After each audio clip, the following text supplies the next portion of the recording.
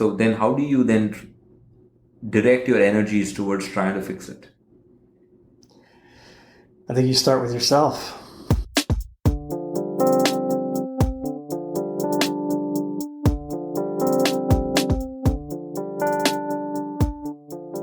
So now we actually come to a different way of breaking down justice. And I think if we continue with these three forms, we'll be able to kind of maybe unravel what's going on in this current climate today. So one is a personal sense of justice, which is the ordering of the individual virtues within ourselves. Mm-hmm. That's one. It's got nothing to do with another person, right? Right. That part of it. Right. Then there is actually a natural justice that orders the interplay between us and other humans. It's based on the fact that we are human. We have certain tendencies that are natural to us. And then there's a third one that is a civil justice, which is our interaction with a government or with an agency where there is written covenants and laws that we have all mutually agreed to uphold. Domestic interactions. Right? It's usually between us and a body, a governing body of some sort. Okay, so if you look at these three and go on, then we can look at what's going on in the world today and decide how these independently, the individual, the natural, and the civil justice plays in what's going on. What do you think? No, absolutely. If you look at it from these 3 points that we made, individual sense of justice, natural sense of justice, mm-hmm. and civil sense of justice, which do you need of these three in order to have peace? In order to reach peace, okay, a societal peace, a political peace, you got to roll it all the way back to the beginning. What did you need before justice? What you need is true equality. There needs to be a wholehearted and authentic embrace of the idea that people are equal. Without that, what you think are going to be the rules that lead to justice will not work. Answer that for me. How is justice required for peace? This roadmap goes like this. You have to have an understanding and embracement of equality to inform the rules of interaction, which leads to justice. And when you live in a just society, that allows liberty. If there was no justice, I wouldn't be able to leave my house because I don't know if somebody's going to come in and then just take my house and take all my belongings or whatever, or take whatever they want. That I am not free. I am living under the burden, the tyranny, the savagery of the unordered interaction of people, which is take what you want. So working within the constraints of justice, if you trust your neighbor, and if you trust that if there's an infraction between your neighbor, whether you act on it or they did, that there will be an adjudication and an evening out, that builds trust with your neighbor and in the domestic situation that you're in. From liberty, when you have liberty, then you're able to do the thing that actually leads to peace, which is to act charitably. Because you need to act charitably and with mercy in order to build a peaceful society, a truly peaceful society.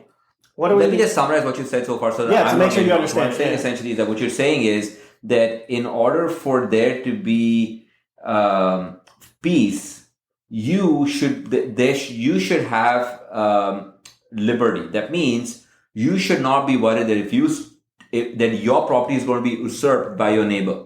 Right. And so that you're not going to be taken advantage of in any way by any way, right? And so once that demarcation once that has been set, that you feel that condition where you are not threatened by anyone else, that means you are now free. And once that is said, that is basically justice, where you are now given your due. Similarly, you give someone else their due, right. And that is justice, right? And once you have that, then the next step from then on is that you are now being charitable. And once you are charitable, that's where peace comes in. Remember, we've discussed this, right? if it's your duty to consider everybody to be equal, there is no moral obligation there. You're doing it because it's your duty. If you're being told by a higher power, whoever that higher power may be, it could be your boss, it could be the state, it could be God. Once they're telling you to do something and you're doing it, it takes moral obligation out of the picture completely. Either you do your duty or you don't. But this, what you're talking about, is someone does not believe there's anybody above him. He orders everything for himself, makes a moral decision. You see what I mean? Yeah. There is no duty there. He's making a moral decision. Right. I think that is that natural tendency of somebody to do it. Not ordered by civil society, not ordered by God, but done by himself. But anyway, coming back to the point. Which is exactly why when Socrates says it's better to suffer injustice, that's the point. He says the reason it injures the person who's committing the injustice is for that exact reason. Right. Because you're violating your own. He uses soul. But, so but he's saying mind. That you're right. There's right. You're damaging yourself. Right. You clearly have you're damaging your own virtue at the very least. But you're denying your moral. You're damaging your moral health. That's correct. For lack of a better term, the argument you're making about justice and peace. Mm-hmm. Justice is when everybody's liberty is maximized, but not so much to the point that it infringes on the liberties of others. So there's a tension there. That is right. That's exactly right. There's a tension between the individual and the larger, and where that point lies is going to vary from context to context. There is a tension between liberty and justice. Yes.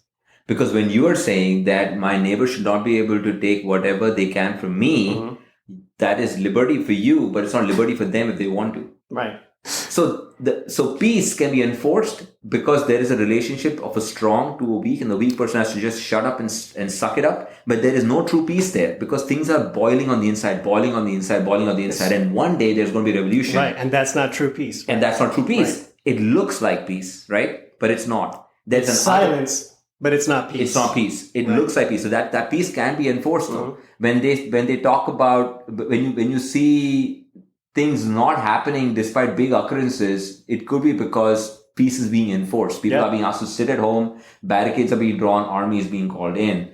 So that is not true peace, and we agree with that. Yeah. But there's another version here too, where a man truly does not believe that there was anything that was taken away from him. Mm-hmm. And there is peace in that too. Yeah. You see what I mean? Yeah. That is aspirational peace. Right. And for that to happen, you have to realize that the liberty there is not that my property cannot be taken away from me. The liberty there is I have no property. Nobody is protesting the fact that natural justice is being trampled upon. No one disagrees on that. No one disagrees. Nobody disagrees that taking someone else's life is wrong. Nobody disagrees about that. And it happens every day. It happens, the state does it, people do it to each other. It happens all them. It happens accidentally, it happens for all sorts of reasons. Mm-hmm. Not all of them get protested about, right? But this is an issue of civil justice, which the law is unjust. Here, someone who has power, right, is using that power to be unjust and not allow for liberty for all. That's the tension, right, between justice and liberty. In order for liberty to exist, the people with power have to have a strong sense of justice. And whenever that strong sense of justice fractures or cracks, like you said, mm-hmm. that is when there is injustice, and there can still be peace if people who are being oppressed stay quiet because of fear, right? But it's relative peace. Or the people who recognize that it's injustice stay silent. Stay silent. Which that's is right. What motivated my daughter and I to go to that rally. And that's a good point. That's also a group of people. Like people understand that there is something going on, but they don't want to say anything. There is relative peace, but that peace is just because nothing's being broken, nothing's being set on fire. No one is there. No voice is being heard. Right. But things are boiling on the inside, and then it erupts in a revolution. Yeah. And revolution is nobody revolts against the natural justice. Nobody revolts against individual justice. Now, someone could argue that revolt in individual justice does happen in case of psychosis and things like that. There are situations that can happen, but there's no revolt for that. But there is revolt for civil justice. because that is the place where we all sat down and we actually wrote these laws down. And I trusted you as a brother and said, yes, you can make all this money. You can own all of this land. You can take my time and make me a labor and take my money from me, right? But at the end of the day, you're going to treat me right.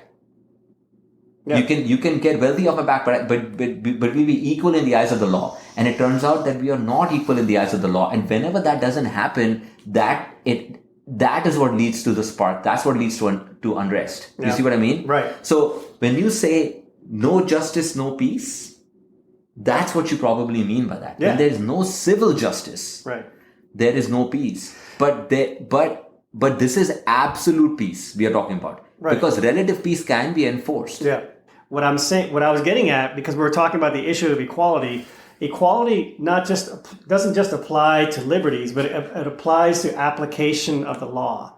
So whether you're a cop or a priest, or whether you're Jeff Bezos, or if you're somebody who's homeless, if there is reasonably clear objective evidence that you've committed murder, you should undergo the same processes, regardless of what you do, where you're from. You know what I mean? And so that's the problem. I think there's a sense from the public that because these are police, that they're getting a pass. And that's wrong. Let's look at what drives a human being to do what he knows to be wrong. We both agreed that humans, by natural tendency, want to do good.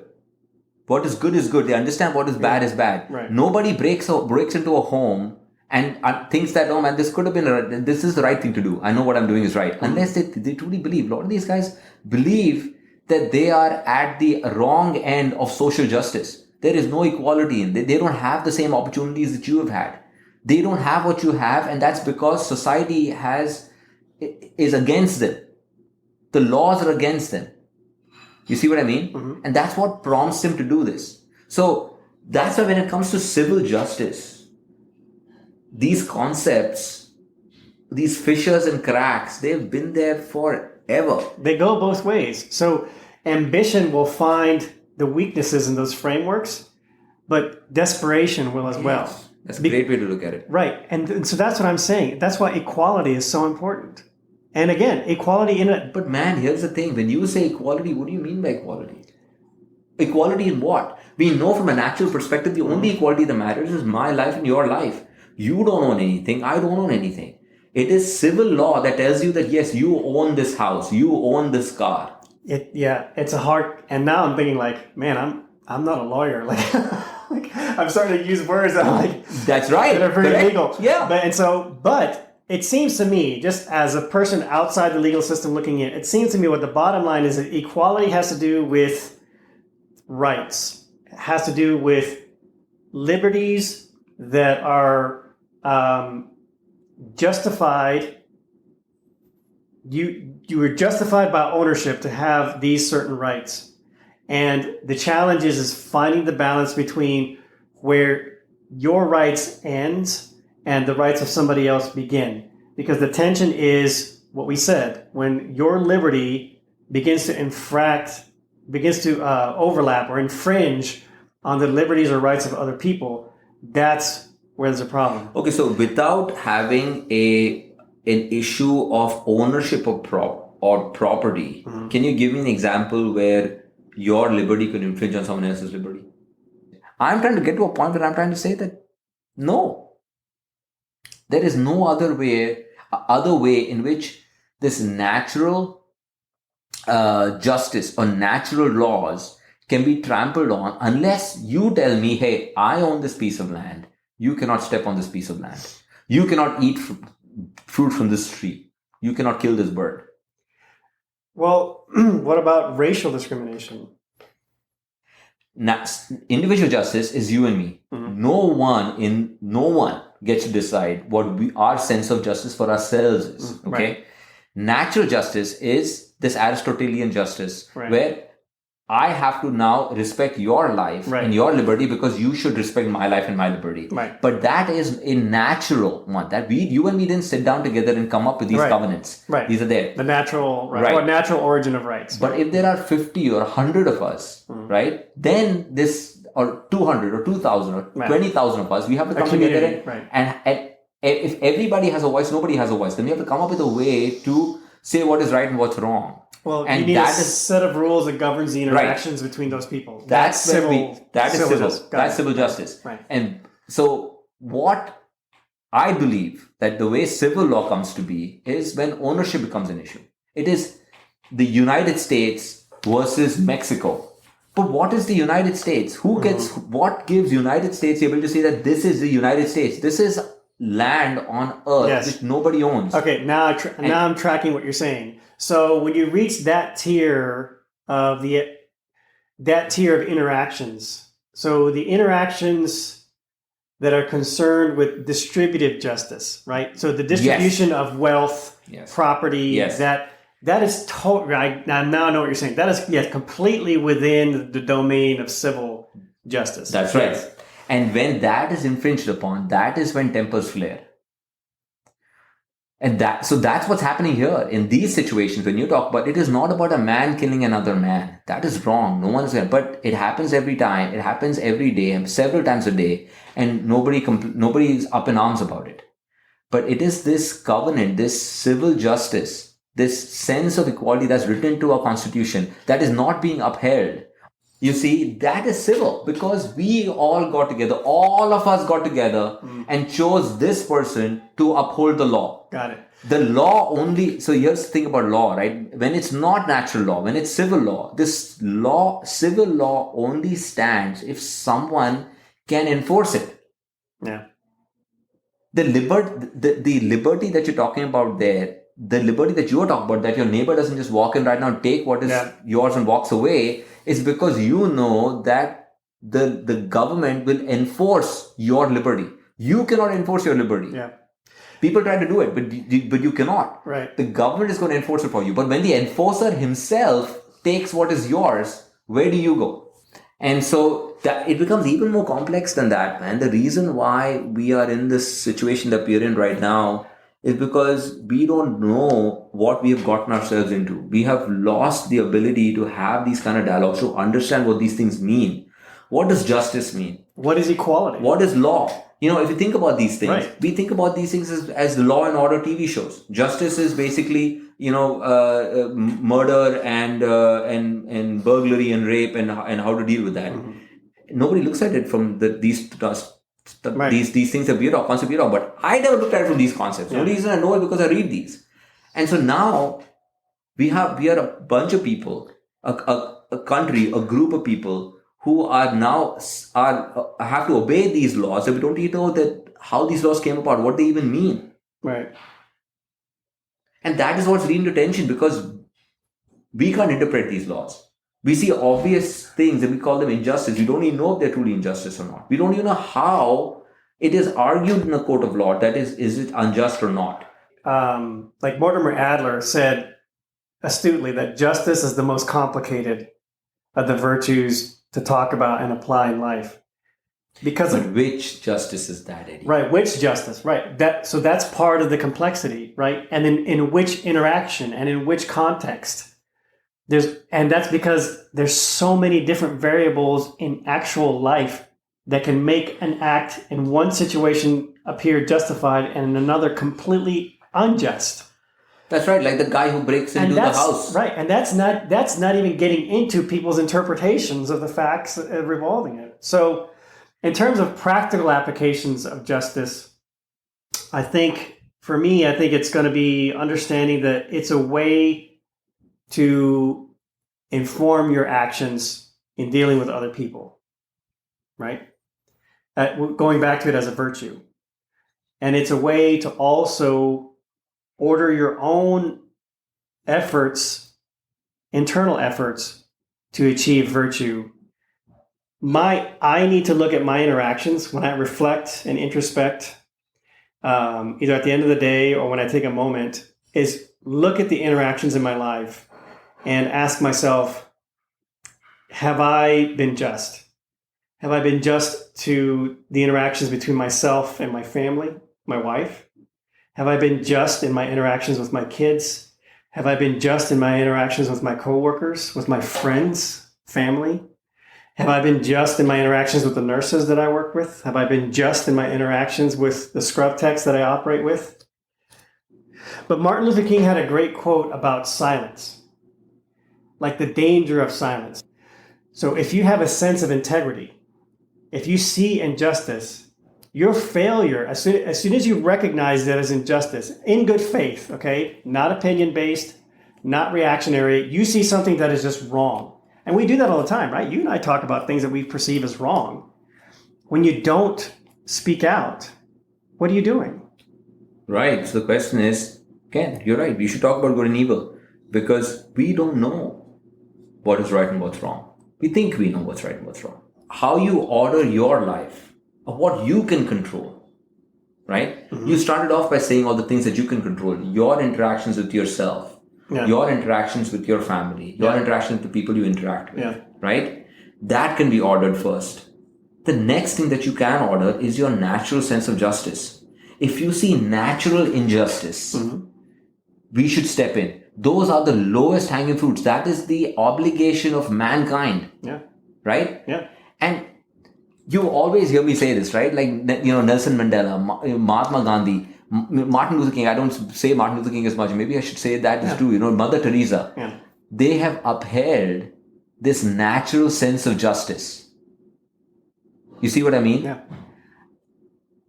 I'm not saying that we shouldn't raise our voices against civil injustice. They all did the same thing. They also raised their voices against civil injustice. But imagine raising your voice to hold up natural justice.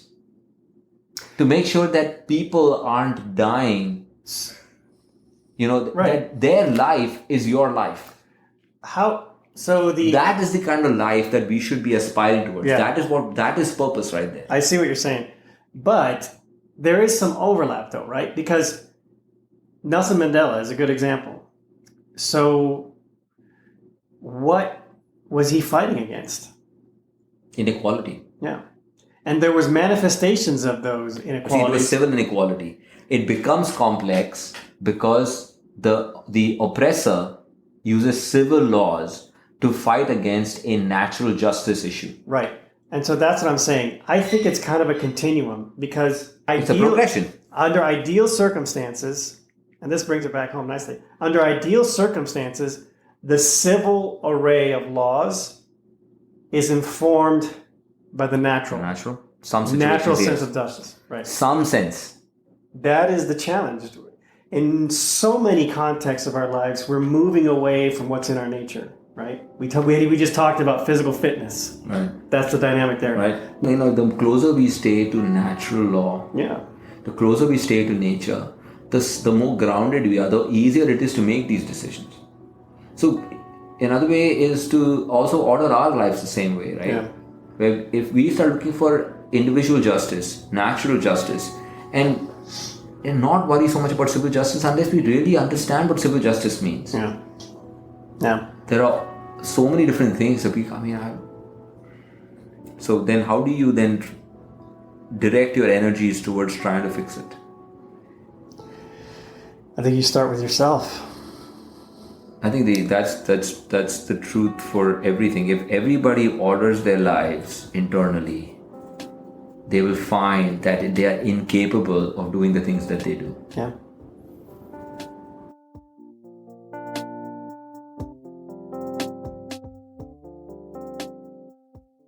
Don't forget to look us up and subscribe to our podcast and leave us an honest 5-star rating. But really, at this point, any feedback would be greatly appreciated. And as always, we will include relevant information in our show notes wherever possible. So we have a Twitter handle. We have a Facebook page.